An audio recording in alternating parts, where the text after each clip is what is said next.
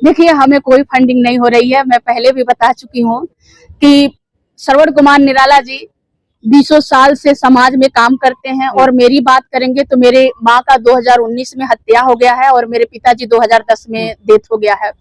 मेरे पास कोई फंडिंग नहीं है, कोई सहयोग नहीं है। मेरे पास जनता है, जनता के लिए मैं काम करती हूँ, जनता के मुद्दों पे काम करती हूँ। जनता से मुझे आंदोलन करना होता है, जनता को मैं बताती हूँ उनके अधिकार, वो आ जाते हैं कहीं भी।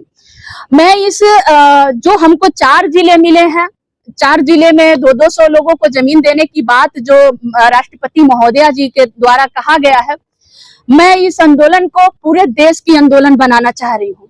ये उत्तर प्रदेश का ये पूर्वांचल का आंदोलन नहीं है। हमारी मांग पत्र अगर आप देखेंगे तो पूरे भारत के लिए हम बात कर रहे हैं कि भारत में जितने भी दलित, पिछड़े, गरीब, शोषित, वंचित के लोग हैं, हम किसी जाति के लिए, किसी धर्म के लिए, किसी मजहब के लिए नहीं लड़ रहे हैं।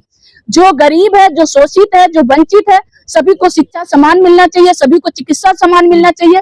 और जो भूमिहीन है उसको 1-1 एकड़ जमीन मिलना चाहिए। यह संवैधानिक अधिकार है, क्योंकि हर क्षेत्र में बराबर की भागीदारी है। तो किसी के पास हजारों एकड़ जमीन, किसी के पास 500 एकड़ जमीन, 100 एकड़ जमीन, और किसी के पास सर छुपाने के लिए घर बनवाने तक का जमीन नहीं है, तो ये तो संविधान के खिलाफ है।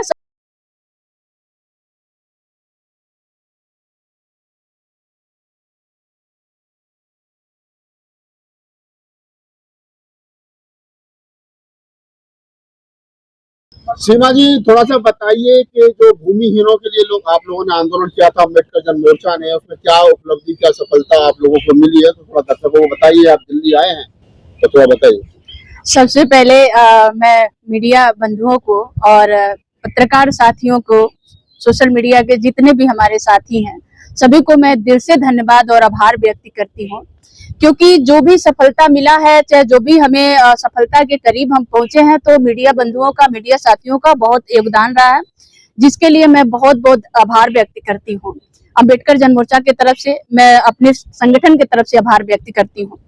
हमारे पास हम आंदोलन पिछले कई वर्ष से कर रहे हैं। 17 दिसंबर 2022 को किए, 17 मार्च 2023 को किए, 10 अक्टूबर 2023 को किए, जिसमें हमारे साथी, हमारे भाई, हमारे सहयोगी बहुत सारे सहयोग किए, जिसमें हमारे मैं कहूँ तो मेरे बड़े भाई मनोज अंतानी शामिल थे, भीम अम्बेश शामिल थे, संतोष अम्बेश शामिल थे, रमेश थे, और राहुल नागपाल जी थे, निर्देश दीदी थी, और भी बहुत सारे साथी हमारे थे, जिसमें नीलम बौद्ध वगैरह थी।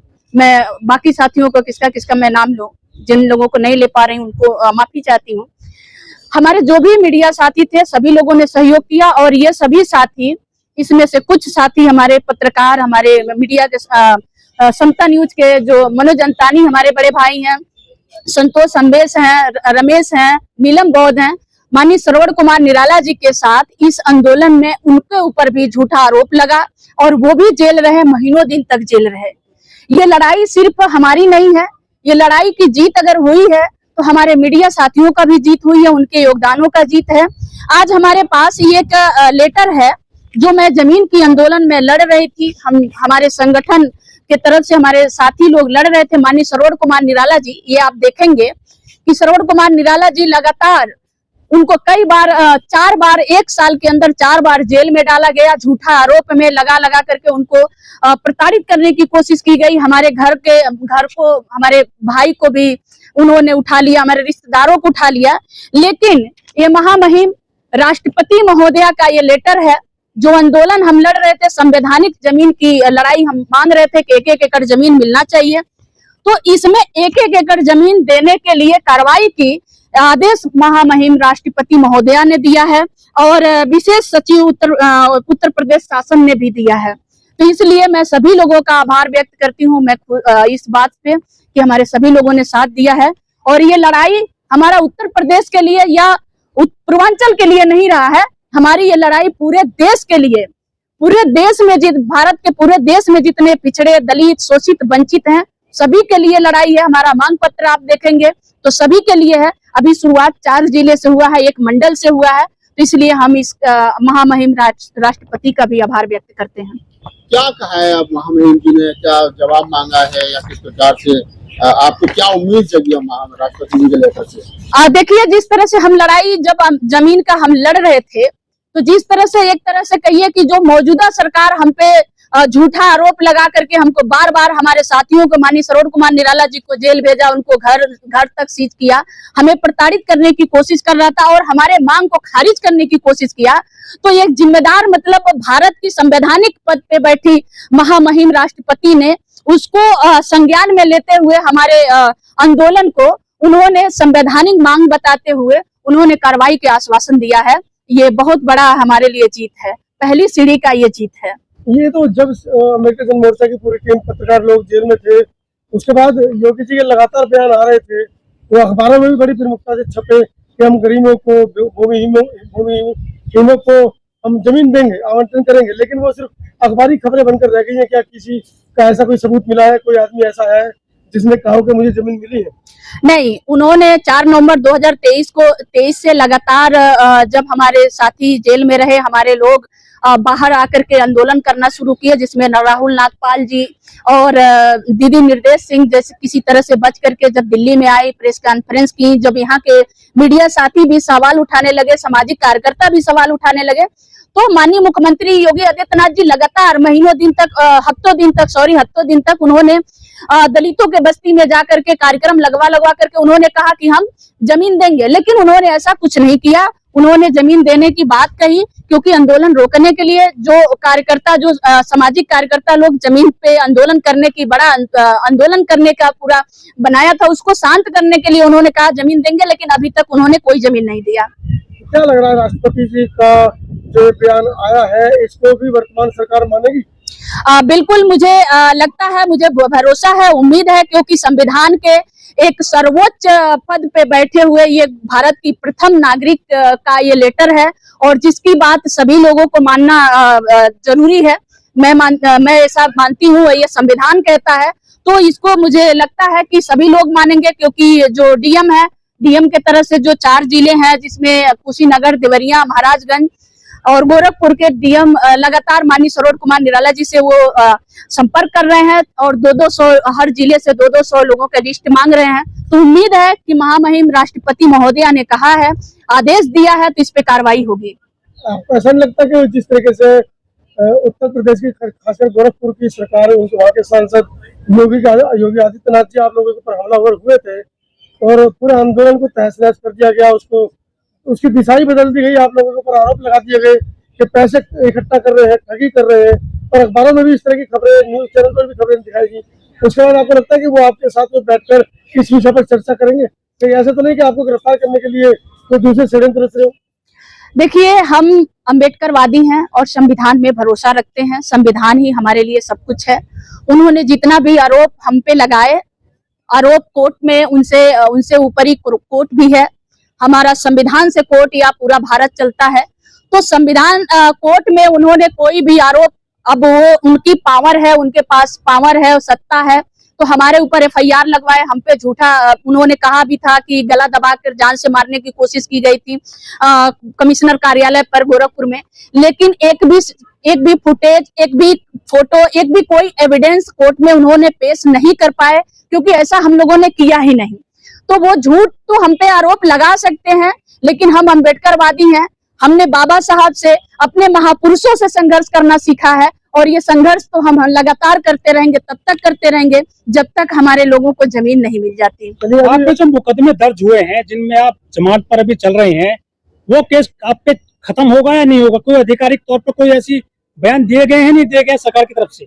नहीं, हमारे तरफ से देखिए, सरकार ही हमारे ऊपर एफआईआर करवाया है और सरकार के इशारों पे ही, क्योंकि आप लोगों से पहले भी मैं कह चुकी हूँ कि हमारे ऊपर एफआईआर करके हमें गिरफ्तार नहीं किया जाता। ना ही सरोज कुमार निराला जी को अब तक 1 साल में 4 बार एफआईआर हुआ, ना तो उनके ऊपर भी एफआईआर करके गिरफ्तार किया गया। एफआईआर करने से 24 घंटे, 15 घंटे, 16 घंटे पहले उठाया जाता है, 15 घंटे, 16 घंटे गुप्त जगहों पे रखा जाता है, जबकि हमारी मौलिक अधिकार है। आप देखेंगे कि अनुच्छेद 31(1) कहता है कि आप किसको गिरफ्तार करोगे, कहाँ पकड़ोगे, कहाँ रखोगे, कैसे उसके परिवार को बताओगे, कुछ भी नहीं बताया जाता। तो वो लोग पहले गिरफ्तार करते हैं, फिर अपने आका से मीटिंग करते हैं कि कौन से कौन धारा लगाए जाए, कितनी बड़ी धारा लगाए जाए, फिर कितने लंबे समय तक इनको जेल में रखा जाए।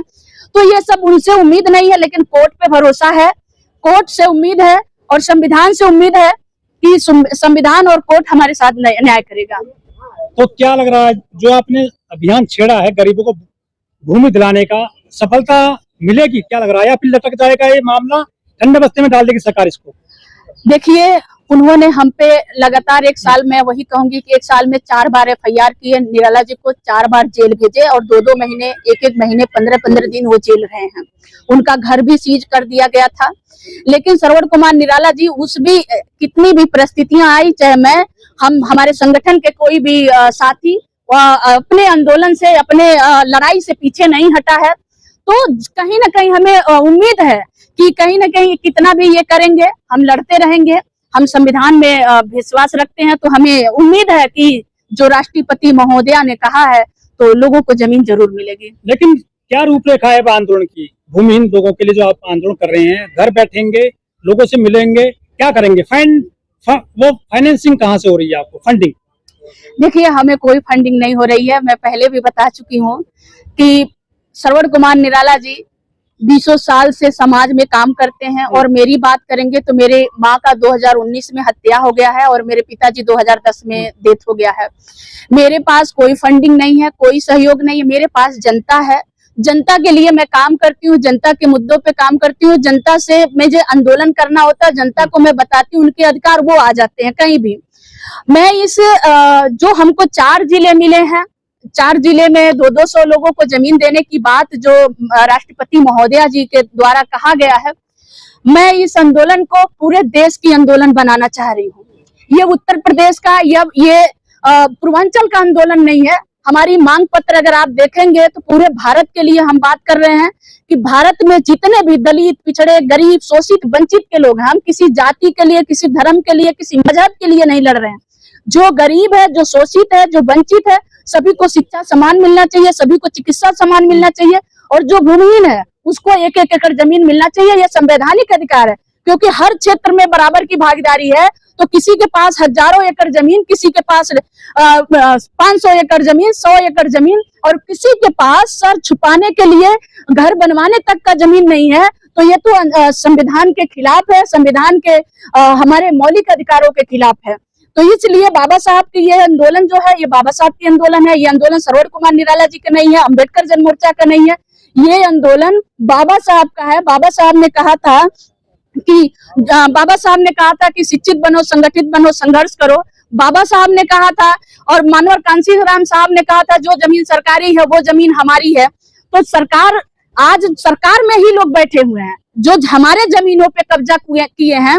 जो थोड़ी बहुत जमीन हमारे लोगों को मिली भी है, जैसे सीलिंग एक्ट के बाद जो पट्टा के किसी को 1 बीघा, किसी को 2 बीघा, किसी को आधा मंडा जो जमीन मिली है, उस पे भी सत्ताधारी लोग ही कब्जा किए हुए हैं। मैं बात करूं तो जब ये भारत में जब अंग्रेज आए थे तो यहाँ एक लॉर्ड कॉर्नवालिस कानून बना था। जो अंग्रेज चाहते थे कि भाई ये लॉर्ड कॉर्नवालिस कानून लगान वसूलने के लिए कि खेत से लगान ली जाएगी। और उस कानून को उन्होंने क्या किया, जो यहाँ के दबंग लोग थे, मनबड़ लोग थे, उन्हीं लोगों से उन्होंने कहा कि भाई इतने क्षेत्र में आप लगान वसूलोगे, इतने क्षेत्र में आप। उन्होंने क्षेत्र बांट दिया। जब भारत आजाद हुआ तो सब कुछ राजा राजशाही खत्म हो गया, राजा रजवाड़े खत्म हो गए। लेकिन मैं और जगह की बात नहीं करूंगी, उत्तर प्रदेश की बात करूंगी। तो राजा परवौना, राजा उनवल, राजा बासी, राजा सोहरतगढ़, भाई आज भी राजा रजवाड़ा क्यों है? उनके पास हजारों एकड़ जमीन है। मैं चैलेंज देकर के कहती हूँ, अम्बेडकर जन मोर्चा की मैं राष्ट्रीय अध्यक्ष हूँ, मैं चैलेंज देकर कहती हूँ कि उनकी जितनी जमीनें हैं, चाहे 2 एकड़, चाहे 10 एकड़, चाहे 500 एकड़ जमीन है, आप उनकी लीगल पेपर निकालेंगे तो किसी गुरहू के नाम से, किसी कतवारू के नाम से, किसी मंगरू के नाम से ही निकलेगा, उनके नाम से नहीं है। तो इसलिए उन जमीनें, और वो लोग क्या किए, वो सत्ता में शामिल हो गए। तो जो पट्टा की भी जमीन हमें मिली थी, जो हमारे लोगों को मिली थी, वो आज तक कब्जा नहीं मिला है। तो अम्बेडकर जन मोर्चा ये मांग है अम्बेडकर जन मोर्चा की कि उनको कब्जा मिले, और जिनको जमीन नहीं मिली है उनको 1-1 एकड़ जमीन मिले। Thank you.